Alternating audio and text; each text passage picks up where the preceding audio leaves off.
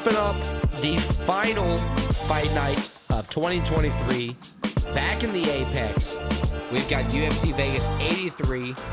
Kicking off the main card, we have JunYong Park, the Iron Turtle, facing off against Andre Sergipano Muniz. Both fighters coming in here with a efficient wrestling background, also able to get it done on the feet. It's kind of not a toss-up victory here, but a toss-up for how the fight's going to go. You know, is it going to be a striking prominent, or is it going to be a wrestling, kind of grappling, close quarters prominent fight? Two guys kind of going in the opposite direction. Park, 4 straight wins, 3 of those by sub. Those 3 straight wins by sub, actually.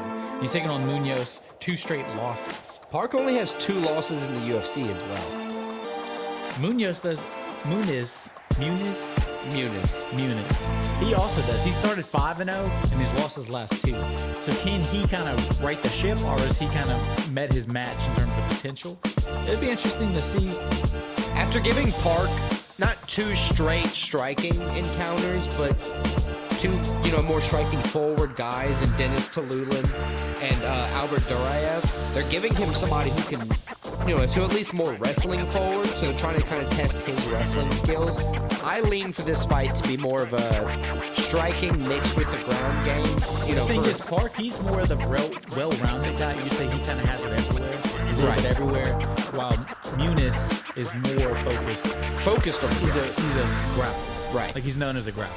I'd be interested to see Park, take this fight to the ground and show Sergipano, Andre Muniz, what's going on with his skill there. I think his best bet, to me, is to avoid the ground. He does have a great ground game, but so does Muniz. I think Park can beat him on the feet, and I think Park beats him on the feet. That's why I'm picking Park in the fight. I pick Park as well. My biggest thing here is, in the last 2 fights, Muniz was out, or lost, I should say. The last 2 fights in the UFC, he lost, which were also his last 2 fights in the UFC. He was submitted by Brendan Allen, and he was knocked out by Paul Craig. Those are the last 2 fights. That was the last, what was that, 2 weeks ago, the main event. Right, that was the main event from 2 weeks ago.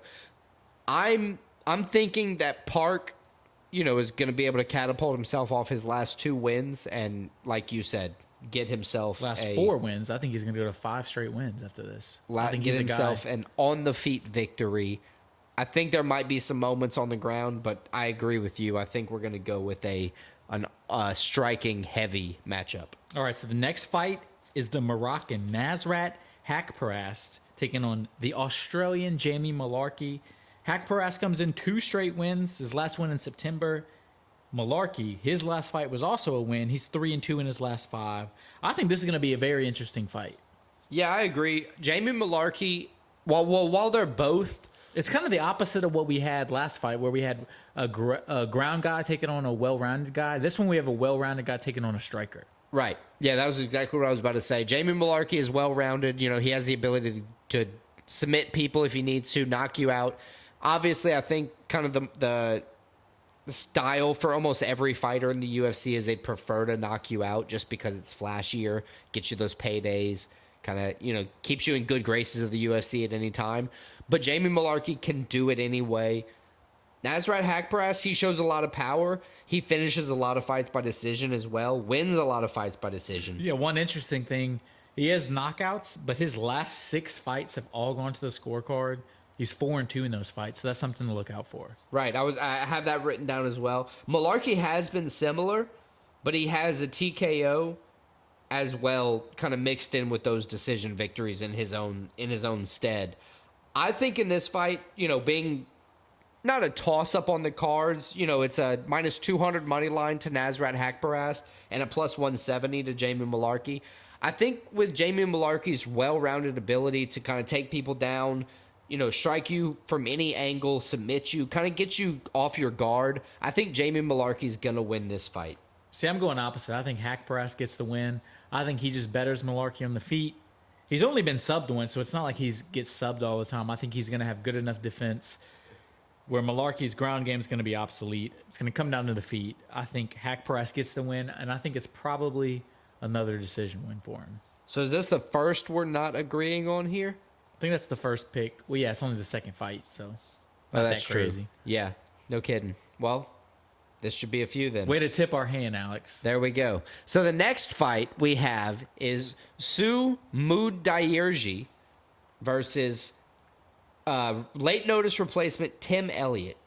We were originally supposed to have Alan Nascimento. He's out. Tim Elliott stepping in. Tim Elliot, short notice, as you said, he last fought in October too, and it was a loss. So it's he's trying to bounce back in there. He's got to bounce back. Look, he's 19-3 in his career. He started off 6-7 in the UFC though, so he's been real up and down. Right, real up and down. He needs to get back on track. He's got 3 KO victories, few submission victories. He's been winning by decision when he wins lately. It's not the best. Sue is 2-3 in the UFC. Most recently, he lost to Matt Schnell. That was his. He's 3-2 in the UFC. That's what I meant. He's Sorry, 3 wins, 2 losses. My dyslexia flipped that around on me. Matt Schnell was his recent loss in the UFC. His last fight was a loss, yeah, to Schnell, as you said. He got choked out. One interesting thing: 3-2 in the UFC, 16-5 overall. Every single one of his losses has been by submission. So he's obviously, that's the weakness to go after if you're Tim Elliott. In all honesty, that was the matchup that they were kind of setting up. Yeah. Nascimento had 14 submission victories coming into this fight. Exactly. I actually had picked Nascimento. I did all the research. Then they did this late switch. I know that's one of the not frustrating things with the UFC. It's a frustrating thing with fighting is, accidents, it's such an happen. intense sport where, injuries can literally bodies come give out, of bro. We're going to come back and fight again. You had to train so hard to be the in best shape and the best. You're dehydrated. You're strained. There's going to be injuries. We'll be able to bet on Nascimento in the future. I agree, though. It was kind of a unfortunate occurrence. But I think the late notice helps. How do you say his name? Mudaerji, the Mudaerji. Mudaerji. I'm going to go with that. Eagle. Yeah. The Tibetan Eagle. There we go. The Tibetan Eagle. I think this late notice switch definitely helps him. While Tim Elliott does have a ground game, it's nothing near Nascimento's.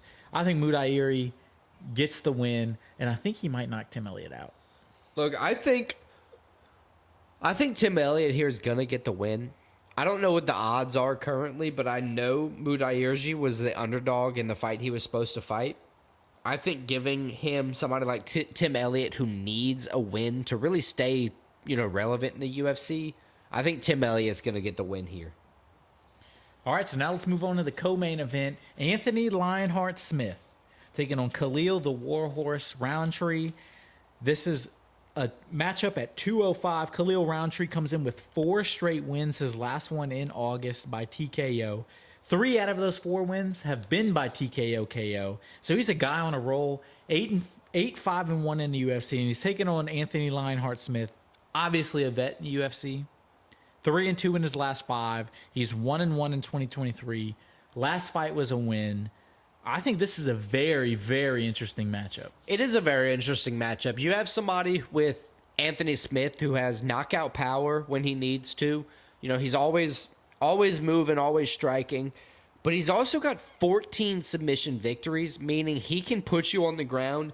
He can kind of bend you at his will if you're inexperienced. Anthony's a guy, he can win anyway, but he can also lose anyway. Right. He's been knocked out 10 times. He's been subbed 4 times. He's lost by decision 4 times.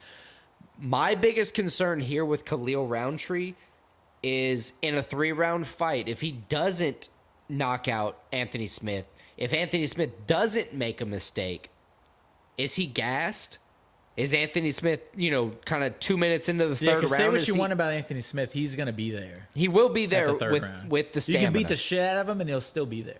Khalil Rountree, he has a very heavy, very muscular build, where if he's throwing heat, throwing power the whole fight, 10 minutes of just swinging those arms, not being able to knock you out, or a combination of not being able to knock Anthony Smith out and wearing Anthony Smith on his back for a large combination of the fight, is Anthony Smith going to be able to knock Khalil Rountree out or finish him? I think the answer is maybe. I go with Anthony Smith for the victory. So your answer is maybe. That's pretty decisive, Alex. I choose Anthony Smith, so I'll say yes. I'm going to go opposite of you on this one. So This That's is the like most of them. Third in a row now, we're opposite. Oh, I'm going no. Khalil Rountree. I think Rountree, although he isn't known, obviously has no submission wins. He's only been submitted once, though. So I don't think Anthony Smith is going to be able to just dominate him on the ground. I think Khalil Rountree beats him on the feet, and I think it's going to be a TKO, probably first, second round for Rountree. Okay.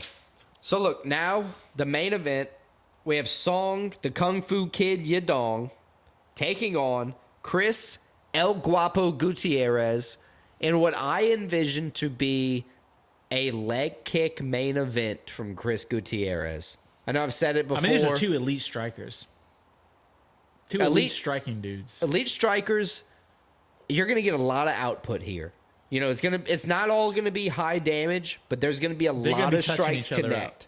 Yeah, it's gonna be very, very heavy output. Minus 400 money line favorite for Song Yadong. Which I'm surprised because both guys come in 4-1 in their last 5. Right. Both guys won their last fight.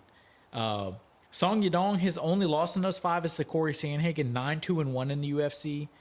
Chris Gutierrez, his only loss was to Pedro Munoz. He's 8-2-1 in the UFC. So these guys, on paper, they look pretty comparable and looks like it's going to be a great matchup. And as you said, both high output guys.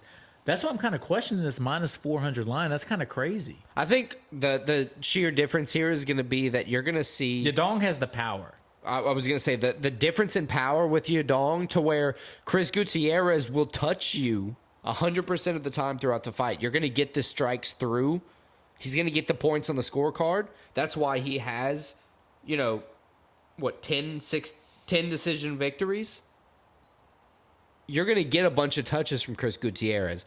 But with Song Yadong, you've got the 9, KOs with 8 decisions. It's still a lot of decisions, but you mix in a couple submissions there. It kind of keeps the other guy guessing. I think Song Yadong with the extra power, he's going to be more precise, ready to go in there, and I think he will get the victory. And I don't think the fight will go the decision on this one. I got Song Yadong too, the Kung Fu Kid, 26-year-old Chinese guy. I think he gets the win, and I kind of agree with you. I have an inkling that this is going to be a finish for him.